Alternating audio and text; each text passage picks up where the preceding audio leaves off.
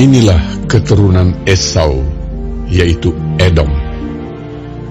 Esau mengambil perempuan-perempuan Kanaan menjadi istrinya, yakni Ada, anak Elon orang Het, dan Oholibama, anak Ana, anak Zibeon orang Hewi, dan Basmat, anak Ismael, adik Nebayot. Ada melahirkan Elifas bagi Esau, dan Basmat melahirkan Rehuel, dan Oholibama melahirkan Yeus, Yaelam, dan Korah. Itulah anak-anak Esau yang lahir baginya di tanah Kanaan. Esau membawa istri-istrinya, anak-anaknya lelaki dan perempuan, dan semua orang yang ada di rumahnya, ternaknya, segala hewannya, dan segala harta bendanya yang telah diperolehnya di tanah Kanaan. Lalu pergilah ia ke negeri lain, dan ia meninggalkan Yakub, adiknya itu. Sebab harta milik mereka terlalu banyak, sehingga mereka tidak dapat tinggal bersama-sama, dan negeri penumpangan mereka tidak dapat memuat mereka karena banyaknya ternak mereka itu. Maka menetaplah Esau di pegunungan Seir. Esau itulah Edom.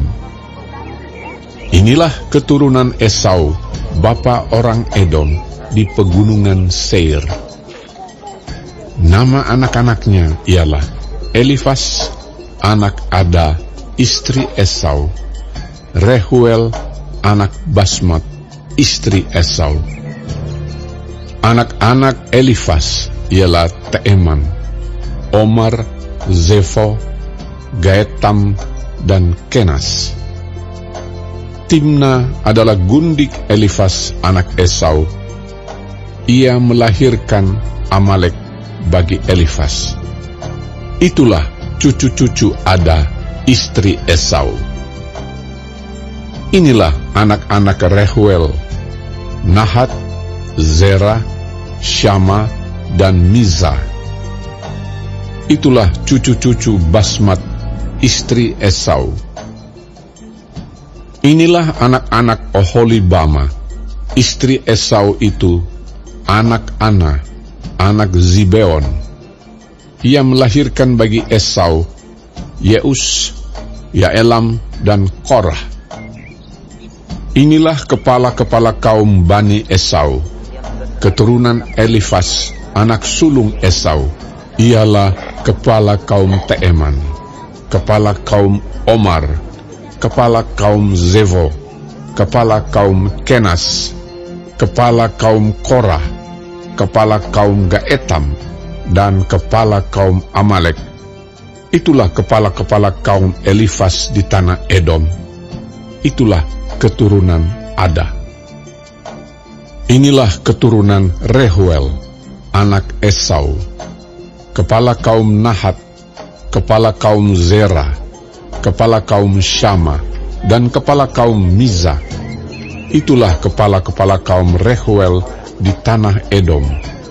Itulah keturunan Basmat, istri Esau. Inilah keturunan Oholibama, istri Esau, kepala kaum Yeus, kepala kaum Yaelam, kepala kaum Korah. Itulah kepala-kepala kaum Oholibama, istri Esau, anak Ana. Itulah Bani Esau, yakni Edom, dan itulah kepala-kepala kaum mereka.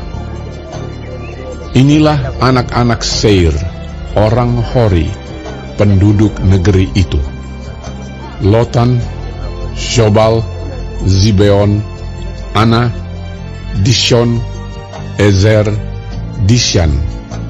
Itulah kepala-kepala kaum orang Hori, anak-anak Seir di tanah Edom. Anak-anak Lotan ialah Hori dan Heman, dan saudara perempuan Lotan ialah Timna. Inilah anak-anak Shobal: Alwan, Manahat, Ebal, Shefo, dan Onam. Inilah anak-anak Zibeon, Aya dan Ana. Ana inilah yang menemui mata-mata air panas di padang gurun, ketika ia sedang menggembalakan keledai Zibeon, ayahnya itu. Inilah anak-anak Ana, Dishon dan Oholibama, anak perempuan Ana. Inilah anak-anak Dishon, Hemdan, Eshiban, Yitran, dan Keran. Inilah anak-anak Ezer, Bilhan, Zaawan, dan Akan. Inilah anak-anak Dishan, Us, dan Aran. Itulah kepala-kepala kaum orang Hori, kepala kaum Lotan, kepala kaum Shobal, kepala kaum Zibeon, kepala kaum Ana, kepala kaum Dishon, kepala kaum Ezer, dan kepala kaum Dishan. Itulah kepala-kepala kaum orang Hori, kaum demi kaum di tanah Seir. Inilah raja-raja yang memerintah di tanah Edom, sebelum ada seorang raja memerintah atas orang Israel. Di Edom yang memerintah ialah Bela bin Beor, dan kotanya bernama Tinhaba. Setelah Bela mati, Yobab bin Zerah dari Bozra menjadi raja menggantikan dia. Setelah Yobab mati, Husham dari negeri orang Teeman menjadi raja menggantikan dia. Setelah Husham mati, Hadad bin Bedad menjadi raja menggantikan dia. Dialah yang memukul kalah orang Midian di daerah Moab, dan kotanya bernama Awik. Setelah Hadad mati, Samlah dari Masreka menjadi raja menggantikan dia. Setelah Samlah mati, Saul dari Rehobot yang di pinggir sungai menjadi raja menggantikan dia.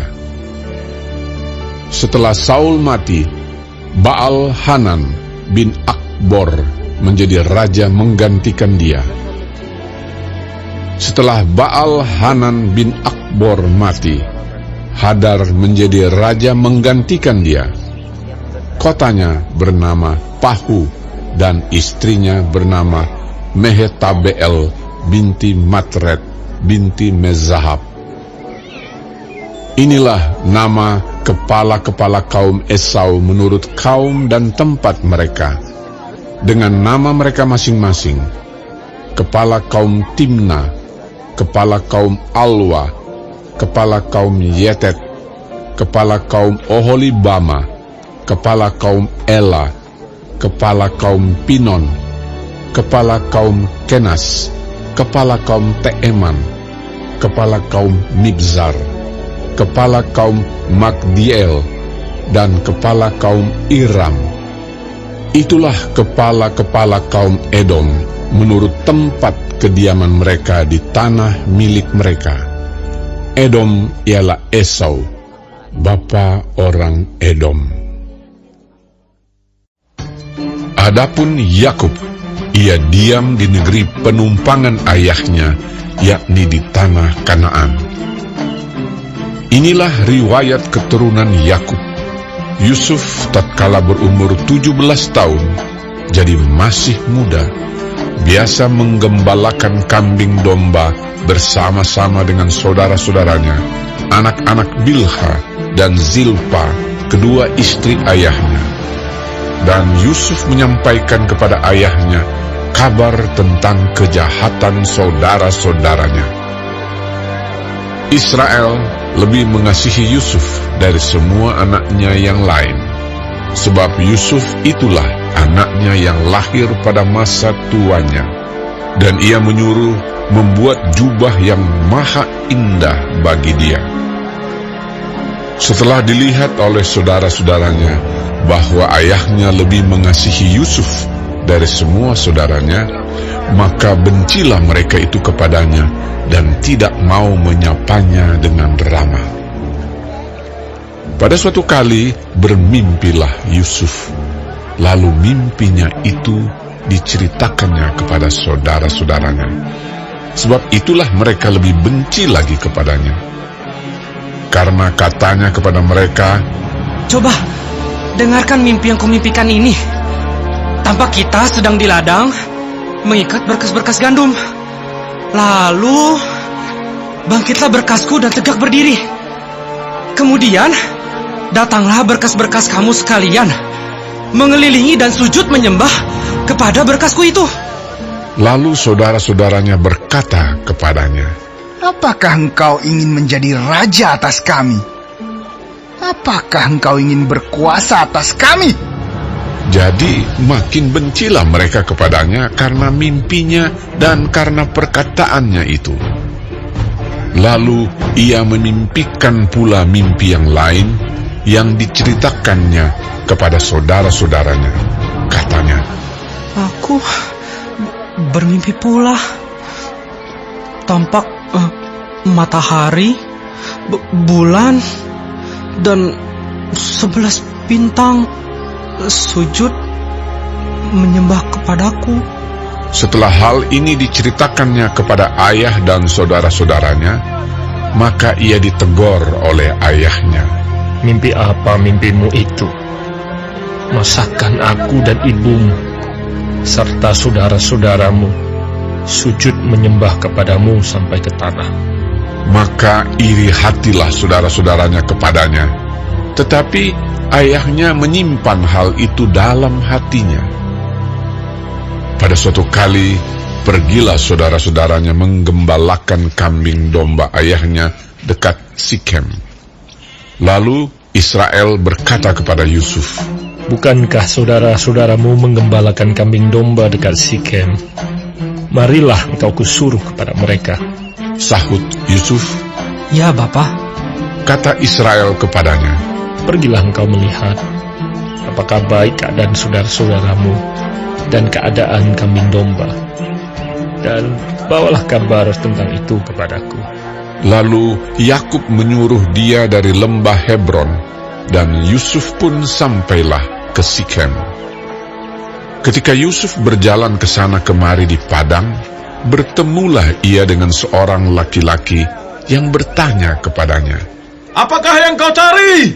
Sahutnya, "Aku mencari saudara-saudaraku. Tolonglah katakan kepadaku, di mana mereka menggembalakan kambing domba." Lalu kata orang itu, "Mereka telah berangkat dari sini. Sebab telah kudengar mereka berkata, 'Marilah kita pergi ke Dotan.'"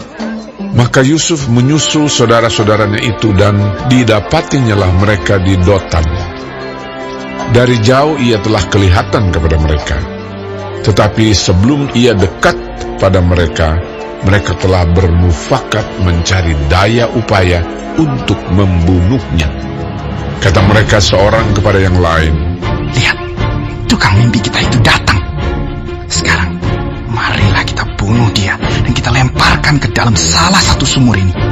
Lalu kita katakan, seekor binatang buas telah menerkamnya.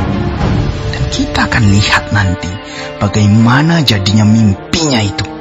ketika Ruben mendengar hal ini, ia ingin melepaskan Yusuf dari tangan mereka.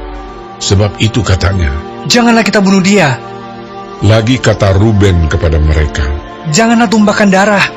Lemparkanlah dia ke dalam sumur yang ada di padang gurun ini. Tetapi janganlah apa-apakan dia."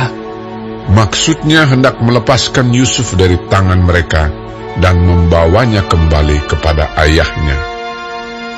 Baru saja Yusuf sampai kepada saudara-saudaranya, mereka pun menanggalkan jubah Yusuf, jubah maha indah yang dipakainya itu. Dan mereka membawa dia dan melemparkan dia ke dalam sumur. Sumur itu kosong, tidak berair. Kemudian duduklah mereka untuk makan. Ketika mereka mengangkat muka, kelihatanlah kepada mereka suatu kafilah orang Ismail datang dari Gilead dengan untanya yang membawa damar, balsam, dan damar ladang dalam perjalanannya mengangkut barang-barang itu ke Mesir. Lalu kata Yehuda kepada saudara-saudaranya itu, Apakah untungnya kalau kita membunuh adik kita itu dan menyembunyikan darahnya? Marilah kita jual dia kepada orang Ismail ini. Tetapi janganlah kita apa-apakan dia, karena ia saudara kita, darah daging kita. dan saudara-saudaranya mendengarkan perkataannya itu. Ketika ada saudagar-saudagar Midian lewat, Yusuf diangkat ke atas dari dalam sumur itu, kemudian dijual kepada orang Ismail itu dengan harga 20 shikal perak. Lalu Yusuf dibawa mereka ke Mesir. Ketika Ruben kembali ke sumur itu, ternyata Yusuf tidak ada lagi di dalamnya. Lalu dikoyakkannyalah bajunya, dan kembalilah ia kepada saudara-saudaranya. Katanya, Anak kita tidak ada lagi. Kemanakah aku ini? kemudian mereka mengambil jubah Yusuf dan menyembelih seekor kambing, lalu mencelupkan jubah itu ke dalam darahnya. Jubah maha indah itu mereka suruh antarkan kepada ayah mereka dengan pesan, Ini kami dapati. Silakanlah Bapak periksa. Apakah jubah ini milik anak Bapak atau tidak? Ketika Yakub memeriksa jubah itu, ia berkata, Ini jubah anakku. Binatang buas telah memakannya. Tentulah Yusuf telah diterkam. dan Yakub mengoyakkan jubahnya, lalu mengenakan kain kabung pada pinggangnya, dan berkabunglah ia berhari-hari lamanya karena anaknya itu. Sekalian anaknya laki-laki dan perempuan berusaha menghiburkan dia, tetapi ia menolak dihiburkan, serta katanya, Tidak, aku akan berkabung sampai aku turun mendapatkan anakku ke dalam dunia orang mati. Demikianlah Yusuf ditangisi oleh ayahnya. Adapun Yusuf, ia dijual oleh orang Midian itu ke Mesir kepada Potifar, seorang pegawai istana Fir'aun, kepala pengawal raja.